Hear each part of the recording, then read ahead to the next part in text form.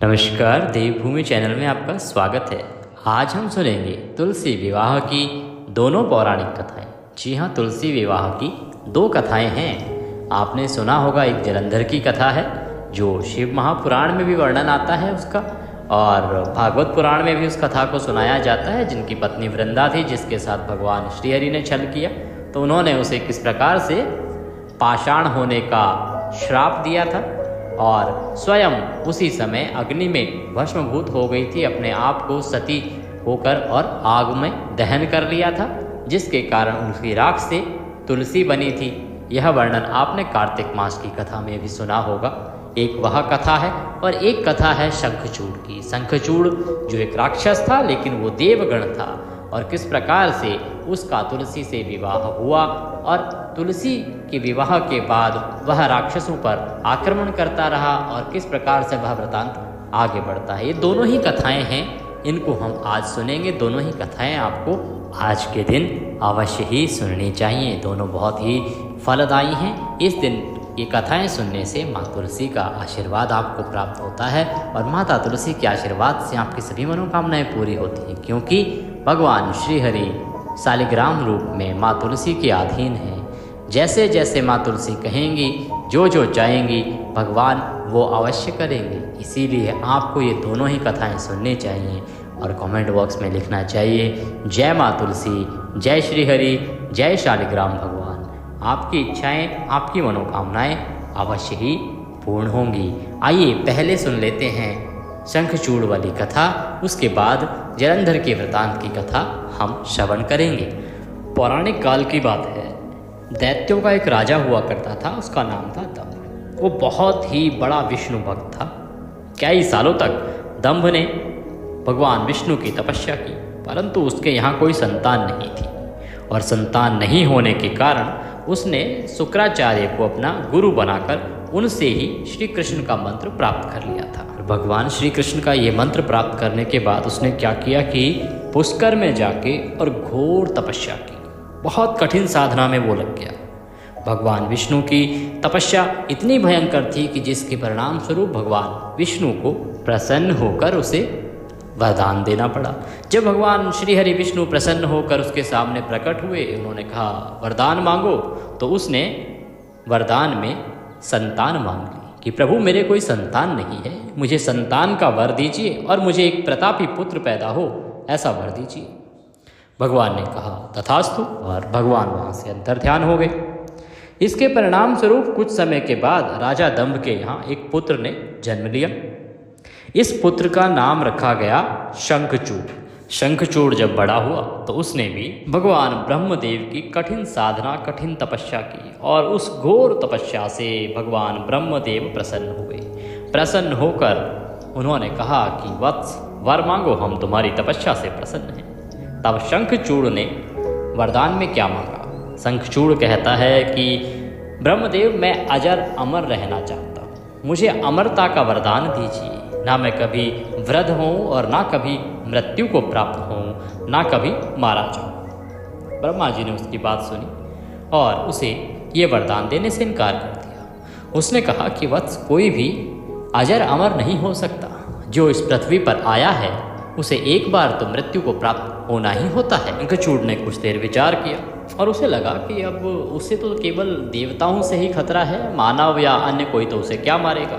तो उसने कहा ठीक है ब्रह्मदेव, मुझे वरदान दीजिए कि कोई भी देवता मुझे ना मार पाए, जितने भी देवता हैं इनके हाथों में ना मारा जाओ। ब्रह्मदेव ने कहा तथास्तु, और कह के ब्रह्मदेव वहाँ से अंतर्ध्यान हो गए। साथ ही जाते हुए उन्होंने शंखचूड़ से कहा कि तुम बद्रीवन जाना और बद्रीवन में धर्मध्वज की पुत्री तुलसी जो तपस्या कर रही है उससे विवाह कर लेना। शंखचूड़ बद्रीवन में पहुंचा, तुलसी से भेंट हुई और तुलसी के सामने विवाह का प्रस्ताव रखा और दोनों का विवाह हो गया। इस प्रकार शंखचूड़ गृहस्थ जीवन में तुलसी के साथ सुखपूर्वक रहने लगा। उसने अपने बल से देवताओं, असुरों, दानवों, राक्षसों, गंधर्वों, नागों, किन्नरों, मनुष्यों तथा त्रिलोकी के सभी प्राणियों पर विजय प्राप्त कर ली। वो इतना अधिक बलशाली हो गया कि इस पूरे ब्रह्मांड में उसके जैसा कोई ना बचा। उसने सबको परास्त कर दिया, सबके राज्य छीन लिए, सबके अधिकार छीन लिए और सबका स्वयंभू राजा बन गया। शंखचूड़ की एक और विशेषता थी कि वो भगवान श्री कृष्ण का परम भक्त था। इधर शंखचूड़ के अत्याचारों से सभी देवता परेशान हो गए और परेशान होकर वो ब्रह्मा जी के पास गए और ब्रह्मा जी से उन्होंने कहा कि हे ब्रह्मदेव, शंखचूड़ की मृत्यु किस प्रकार से होगी, उसका कुछ उपाय बताएं। तो ब्रह्मदेव कहने लगे कि देवताओं, शंखचूड़ की मृत्यु तुम देवताओं के हाथों तो नहीं हो सकती, उसकी मृत्यु भगवान शिव के त्रिशूल से ही संभव है।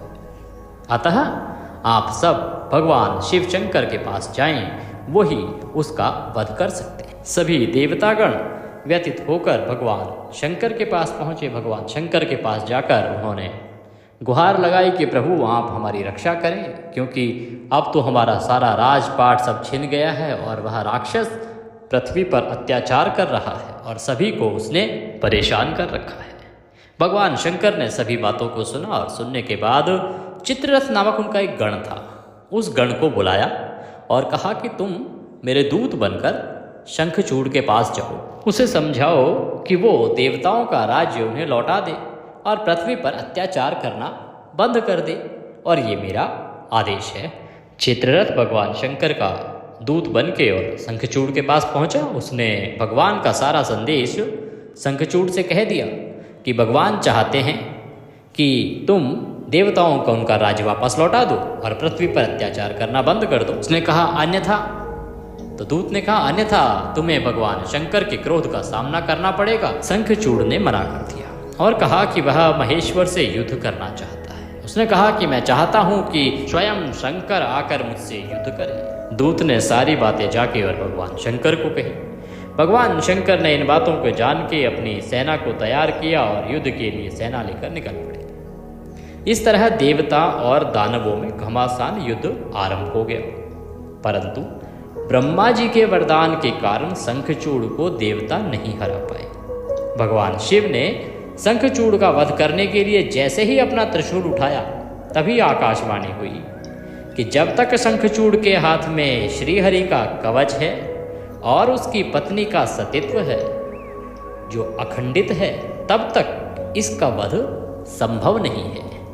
क्योंकि जो शंखचूड़ था उसकी पत्नी थी तुलसी, और माता तुलसी बहुत ही पतिव्रता थी और उनका जो सतीत्व है ना, वो सदा उनकी रक्षा करता था। ये ठीक उसी प्रकार है जैसे कि वृंदा अपने पति जलंधर की हमेशा रक्षा करती थी। एक पत्नी का जो सतीत्व है वो बहुत अधिक शक्तिशाली होता है। जब तक उसका सतीत्व है तब तक उसके पति की मृत्यु नहीं हो सकती। और क्योंकि शंखचूड़ के पास भगवान श्रीहरि का कवच भी था, इसलिए भी उसे मारना संभव नहीं था। जब ये आकाशवाणी हुई तो सृष्टि के पालनहार भगवान विष्णु ने तुरंत ही एक वृद्ध ब्राह्मण का रूप धारण कर लिया और बूढ़े ब्राह्मण बन के वो शंखचूड़ के पास पहुंच गए। सुबह सुबह जैसे ही शंखचूड़ के पास वृद्ध ब्राह्मण पहुंचा, उसने कहा भिक्षा दीजिए। उस शंखचूड़ क्योंकि ब्राह्मणों का आदर किया करता था, उसने बोला हाँ ऋषिवर बताइए क्या चाहिए। उसने कहा ऐसे नहीं, पहले संकल्प लीजिए कि जो मांगूंगा वो दोगे। उसने कहा ठीक है ऋषिवर, जो आप मांगेंगे वह मैं अवश्य दूंगा। तो भगवान श्रीहरि जो ब्राह्मण के वेश में थे, उन्होंने कहा कि मुझे तुम्हारा ये कवच चाहिए, जो स्वयं श्रीहरि का कवच है, जो तुम्हें उनसे वरदान में प्राप्त हो। कि शंखचूड़ जो है वो बहुत ही पक्का था अपने नियम का, इसीलिए उसने तुरंत ही वह कवच बिना कुछ विचार किए ब्राह्मण रूपधारी भगवान श्रीहरि को दान में दे दिया और स्वयं बिना कवच के ही युद्ध के लिए निकल गया और रणभूमि में आकर युद्ध करने लगा। उधर भगवान विष्णु को अपना दूसरा कार्य सूझा और उन्होंने तुरंत ही शंखचूड़ का रूप बनाया और वो महलों में माता तुलसी के पास पहुंच गए। शंखचूड़ रूपी भगवान विष्णु ने तुलसी के महल के द्वार पर जाकर अपनी विजयी होने की सूचना दी। उन्होंने कहा कि अहो देखो, मैं जीत के आ गया। यह सुनकर तुलसी बहुत प्रसन्न हुई और पति रूप में आए भगवान का पूजन किया और साथ में ही पति समझ के उनका साथ रमण किया। ऐसा करते ही तुलसी का सतीत्व खंडित हो गया, क्योंकि वो तो उसके पति के रूप में भगवान नारायण थे और उसका सतीत्व खंडित होने के साथ ही शंखचूड़ की शक्ति क्षीण हो गई और इसी का लाभ लेते हुए भगवान शंकर ने त्रिशूल से शंखचूड़ का वध कर दिया। बोले शंकर भगवान की जय। थोड़ी ही देर में हर तरफ हाहाकार मच गया। तब माता तुलसी ने कहा कि तुम मेरे पति नहीं हो तो कौन हो, मुझे अपने असली रूप में आके दिखाओ। जैसे ही भगवान श्रीहरि अपने रूप में आए तो उन्हें पता लगा ये तो उनके साथ छल हो गया है। माता तुलसी को क्रोध आया और क्रोध में आकर उन्होंने कहा कि तुमने मेरे साथ छल किया है और छल पूर्वक मेरा धर्म भ्रष्ट किया है, मेरे पति को तुमने मार डाला है, अतः मैं तुम्हें श्राप देती हूँ कि जाओ तुम पाषाण होकर धरती पर रहो, अर्थात तुम पत्थर बन जाओ और पृथ्वी पर निवास करो। तब भगवान श्री हरि विष्णु ने कहा कि हे देवी, तुमने मेरे लिए भारतवर्ष में रहकर बहुत दिनों तक तपस्या करी है, इसीलिए मैं तुम्हें वरदान देता हूँ कि तुम्हारा यह शरीर नदी रूप में बदलकर तुम गंडकी नामक नदी के रूप में प्रसिद्ध होगी। तुम पुष्पों में श्रेष्ठ तुलसी का वृक्ष बन जाओगी और सदा मेरे साथ रहोगी। तुम्हारे श्राप को सत्य करने के लिए मैं पाषाण शालिग्राम बनकर रहूँगा। गंडकी नदी के तट पर मेरा सदा वास होगा। इसीलिए जब भी आप देखेंगे तो गंडकी नदी में हमेशा शालिग्राम मिलते हैं। शालिग्राम के जितने भी जो आप मंदिरों में देखते हैं या प्रतिमाएं हैं छोटे छोटे पाषाण रूपी, वो सभी उनमें से अधिकतर जो हैं वो गंडकी नदी में ही मिलती है। भगवान श्रीहरि ने कहा कि जो कोई भी शालिग्राम पर तुलसी अर्पित करेगा, तुलसी शालिग्राम की यह कथा सुनेगा अथवा कहेगा, उसकी सभी मनोकामनाएं पूर्ण होंगी, उसके सभी क्रम सिद्ध होंगे और उसे सदा मेरा आशीर्वाद प्राप्त होगा। इसी के साथ तुलसी विवाह की यह कथा यहाँ पर समाप्त होती है। तभी से देव प्रबोधिनी एकादशी के दिन माता तुलसी और शालिग्राम का विवाह किया जाने लगा है। एक अन्य कथा की बात करते हैं। इस कथा के अनुसार जलंधर जो बहुत ही प्रतापी शूरवीर राक्षस था, उसने तीनों लोकों पर विजय प्राप्त कर ली थी। देवताओं को स्वर्गलोक से भगा दिया था, साथ ही हवन में मिलने वाला उनका भाग भी स्वयं ग्रहण करने लगा था। सभी देवताओं के कार्यभार और शक्तियां भी उसने स्वयं धारण कर ली थी। इस प्रकार तीनों लोकों में हाहाकार मच गया। इस हाहाकार से परेशान होकर सभी देवतागण ब्रह्मदेव के पास गए और ब्रह्मदेव उन्हें ले जाकर भगवान शंकर के पास पहुँचे। भगवान शंकर से निवेदन किया कि प्रभु, यह तो आपके द्वारा ही मारा जा सकता है, तो कृपा करके हमारा मार्ग प्रशस्त करें। भगवान शंकर ने कहा कि अवश्य ही हम इससे युद्ध करेंगे और भगवान शंकर व राक्षसों के बीच में घोर संग्राम आरंभ हो गया।